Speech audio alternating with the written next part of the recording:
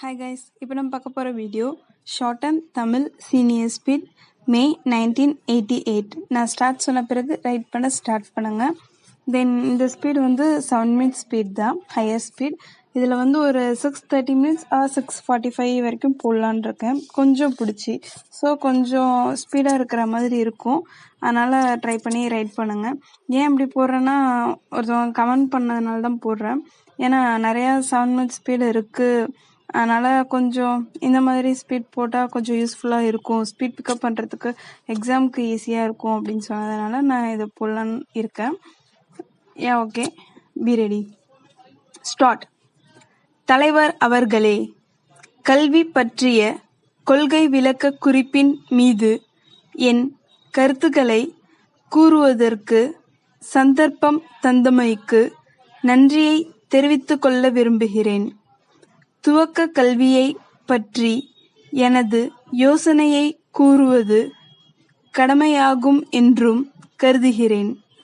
உடல் உழைப்பு மூலமாகவும் விளையாட்டின் மூலமாகவும் கற்பிக்கப்படுகிற கல்விக்கு நாட்டில் சுதந்திரமும் ஊக்கமும் கொடுக்க வேண்டும் என்று கேட்டுக்கொள்கிறேன்.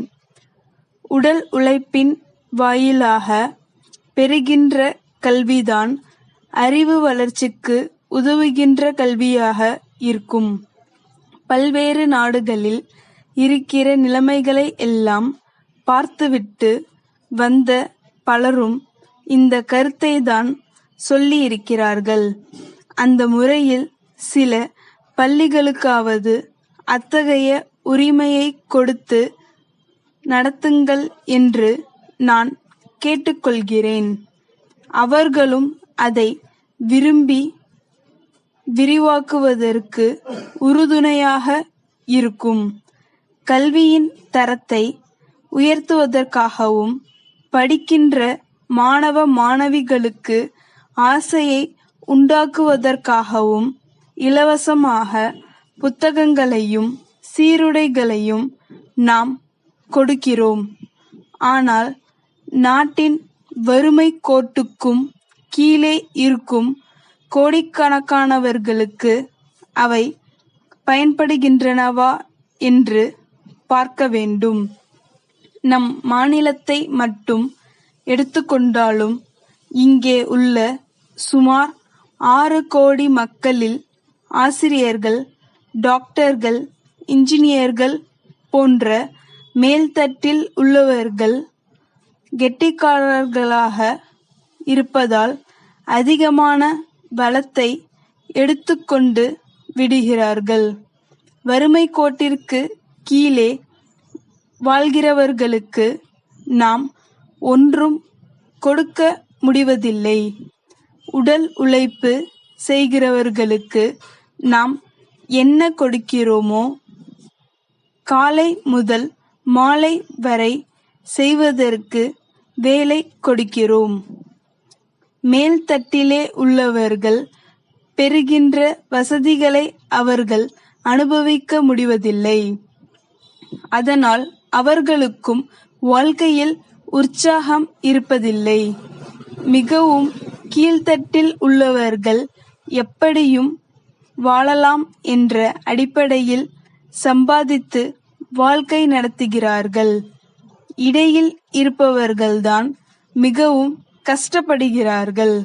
நாட்டில் உண்மையான கல்வி பரவ வேண்டுமானால், மனித பண்பாடு அழியாமல் காப்பாற்றப்பட வேண்டுமானால், அறிவு வளர்ச்சியுடைய வேண்டுமானால், பொருளாதார சமத்துவம் நிலை நிறுத்தப்பட வேண்டும் என்று சொல்லிக்கொள்ள விரும்புகிறேன். அடுத்து, உயர்நிலை பள்ளி கல்வியில் சிறப்பாக இருப்பது இன்றைய தினம் தொழிற்கல்வியாகும். இந்த கல்வி மூலம் அநேக மாணவர்கள் நல்ல திறமையை பெறுகிறார்கள். ஆனால் அந்த திறமையை பயன்படுத்தி போதுமான அளவு எதிர்காலத்தில் அவர்களால் சம்பாதிக்க முடிவதில்லை. மீண்டும் அரசாங்கத்தை பார்த்து எங்களுக்கு வேலை கொடுங்கள் என்று கேட்கிறார்கள்.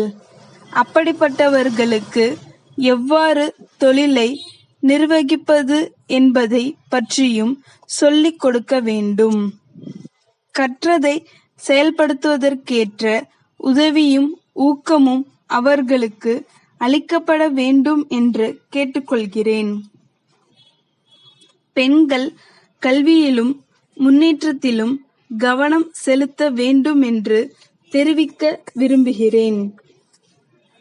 தஞ்சாவூர் அருளானந்த் நகரில் உள்ள ராஜராஜன் கலை மன்ற தலைவர் திரு மணிமாறன் தர்மபுரி நகராட்சி ஆணையருக்கு எழுதிய கடிதம்.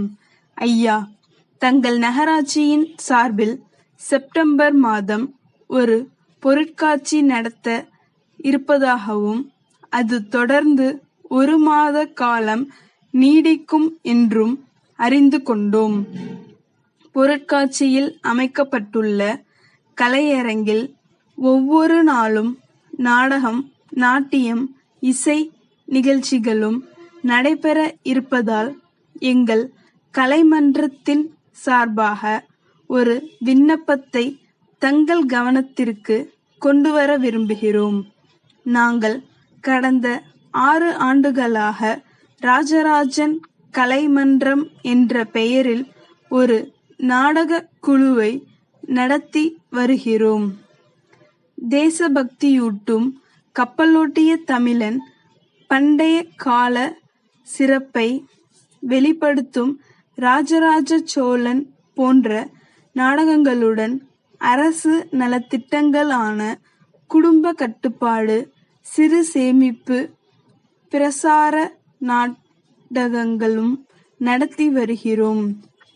நகர மக்களின் நலன் கருதி நடைபெறும் இப்பொருட்காட்சியில் 1 அல்லது 2 நாட்கள் எங்கள் நாடகங்களை நடத்துவதற்கு அனுமதி அளித்தால் மிக்க நன்றியுடையவர்களாக இருப்போம். இது பற்றிய தங்களது முடிவினை விரைவில் எதிர்பார்க்கிறோம். தங்கள் நம்பிக்கையுள்ள ஸ்டாப். எப்படி எழுதியிருக்கீங்க? 7 minutes ஸ்பீடு வந்து இப்போ 6:40 minutesக்கு போட்டிருக்கேன். ஸோ இது அவ்வளோ டஃப்பாகலாம் இருக்காது, கொஞ்சம் ஈஸியாக தான் இருக்கும். ஸோ ரைட் பண்ணி ப்ராக்டிஸ் பண்ணி பாருங்கள். ஹையர் ஸ்பீட் மட்டும் நான் இந்த மாதிரி போடுறேன். ஏன்னா லோயர் ஸ்பீடு வந்து லோயர் ஸ்டூடெண்ட்ஸ் லோயரையும் ப்ராக்டிஸ் பண்ணுவாங்க. ஸ்பீட் பிக்கப் ஆகிடுச்சுன்னா ஹையரையும் கூட ப்ராக்டிஸ் பண்ணலாம். பட் ஹையர் ஸ்பீடுக்கு தான் வந்து தேவை. அதனால் ஹையர் ஸ்பீட் மட்டும் இந்த மாதிரி கொஞ்சம் ஸ்பீட் போடுறேன். ஓகே, தேங்க்யூ ஃபார் வாட்சிங். சேனல் பிடிச்சிருந்தா லைக் பண்ணுங்கள், சப்ஸ்கிரைப் பண்ணுங்கள் அண்ட் ஷேர் பண்ணுங்கள்.